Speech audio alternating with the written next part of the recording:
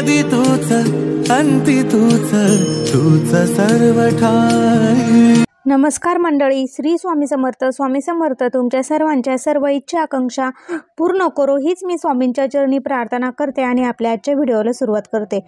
तर उद्या सोमवती अमावस्या, तर या दिवशी आपल्याला पिंपळाच्या झाडाला अर्पण करायची ही एक वस्तू साक्षात माता लक्ष्मी प्रसन्न होईल, 7 पिढ्यांचे दारिद्र्य नष्ट होईल। त्यासाठी आपल्याला हा उपाय करायचा आहे।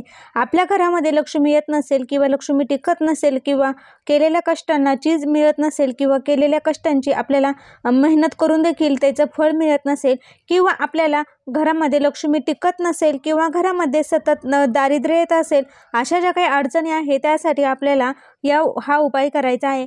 तर अमावस्येच्या दिवशी साक्षात माता लक्ष्मी पिंपळाच्या झाडामध्ये वास करत असते, त्यामुळे आपल्याला हा उपाय करायचा आहे।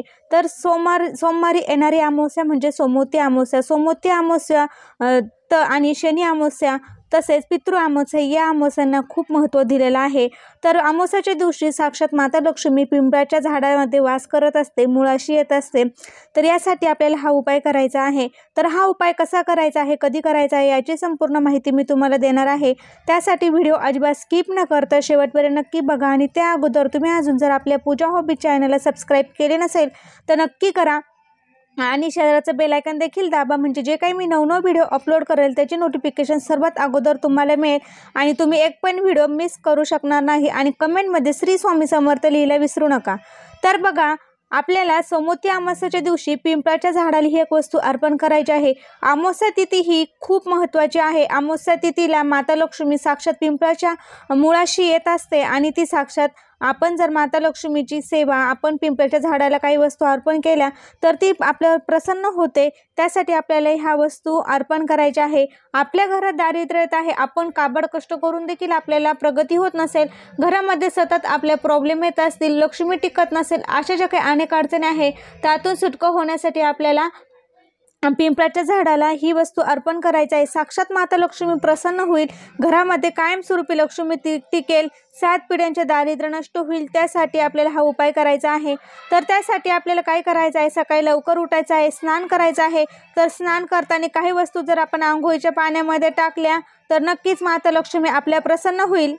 तर आंघोळीच्या पाण्यामध्ये कोणत्या वस्तू टाकाव्यात याचा व्हिडिओ देखील मी आपल्या चॅनलवर अपलोड केलेला आहे। तर बघा, आंघोळीच्या पाण्यामध्ये कोणत्या वस्तू टाकाव्या याचा व्हिडिओ नक्की आहे, तुम्ही बघितला नसेल तर जरूर बघा।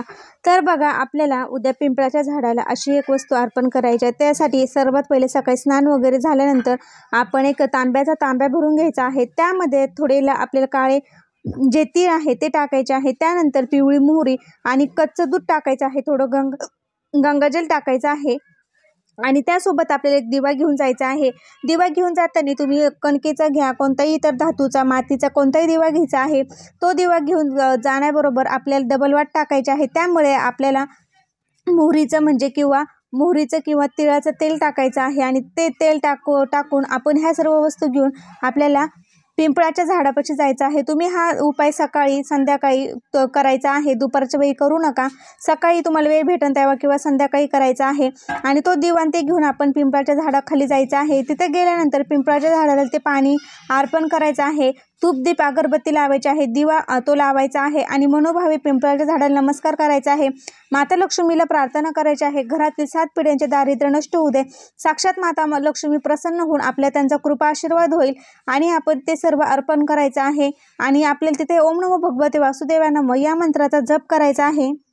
तर तो दिवा प्रज्वलित करण्या अगोदर आपण जाताना मूठभर तांदूळ किंवा हळद न्यायची आहे आणि तो दिवा तिथे गेल्यानंतर हळदीवर किंवा मूठभर तांदळावर ठेवायचा आहे आणि तो दिवा प्रज्वलित करायचा आहे। ते जे काही पाणी नेलेलं आहे ते पाणी आपण झाडाला अर्पण करायचं आहे, धूप दीप अगरबत्ती ओवाळून घ्यायची आहे। तर आपण तो दिवा डायरेक्ट जमिनीवर कधीही लावायचा नाही। हा दिवा आपण लक्ष्मी मातेला प्रसन्न करण्यासाठी लावत आहोत, आपण पितरांसाठी हा दिवा लावत आहोत, त्यामुळं खाली त्याला आसन देऊनच आपण हा दिवा प्रज्वलित करायचा आहे। आणि हा दिवा प्रज्वलित केल्यानंतर आपण हा दिवा लावलेला आहे तो जमिनीवर लावला होतो, धरणी मातेला समर्पित होतो, त्यामुळे आपण जे काही उपाय केलेला आहे त्याचं फळ आपल्याला मिळत नाही। त्यामुळे हा दिवा आपण आसनावरच ठेवायचा आहे, तुम्ही तांदूळ किंवा जे काही हळद नेलेली आहे त्यावर ठेवायचा आहे आणि त्यानंतर शक्य असेल तर तुम्ही 101 प्रदक्षिणा मारा, शक्य नसेल तर 11, 21 तुमच्या इच्छेनुसार तुम्ही प्रदक्षिणा मारायचा आहे। प्रदक्षिणा मारत असताना ओम नमो भगवते वासुदेवाय नमः, ओम नमो भगवते वासुदेवाय नमः या मंत्राचा जप करायचा आहे आणि 11, 21 किंवा 101 प्रदक्षिणा तुम्ही मारायच्या आहे। तुम्ही 11 प्रदक्षिणा मारल्या असतील तर प्रदक्षिणा मारून झाल्यानंतर खाली मांडी घालून बसायचं आहे, हात जोडायचा आहे। माझ्याकडून जर काही चुकलं असेल, काही राहिलं असेल तर क्षमा करा।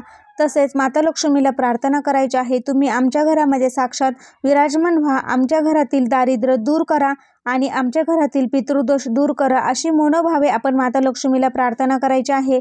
आणि जे काही माझ्याकडून चुकलं असेल तर क्षमा करा अशी देखील प्रार्थना करायची आहे। मनोभावे नमस्कार करायचा आहे, जे काही इच्छा आकांक्षा आहे त्या बोलायच्या आहे। घरातील दारिद्र्य दूर होऊ द्या अशी देखील प्रार्थना करायची आहे। आणि खाली डोकं टेकून आपण झाडाला नमस्कार करायचा आहे, माता लक्ष्मीला नमस्कार करायचा आहे। घरातील पितृदोषातील मुक्ती होऊ द्या असं देखील आपण माता लक्ष्मीला म्हणायचं आहे आणि घरी जायचं आहे। घरी गेल्यानंतर देवासमोर बसून देवाला पुन्हा एकदा नमस्कार करायचा आहे। तर नक्की उद्या सोमवार आणि सोमवती अमावस्या पिंपळाच्या झाडाला अर्पण करा। ही एक वस्तू सर्व इच्छा आकांक्षा पूर्ण होईल, साक्षात माता लक्ष्मी प्रसन्न होऊन आपल्या घरावर तिची कृपादृष्टी राहील, 7 पिढ्यांचे दारिद्र्य संपेल।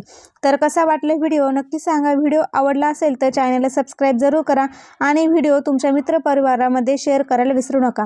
श्री स्वामी समर्थ। धन्यवाद।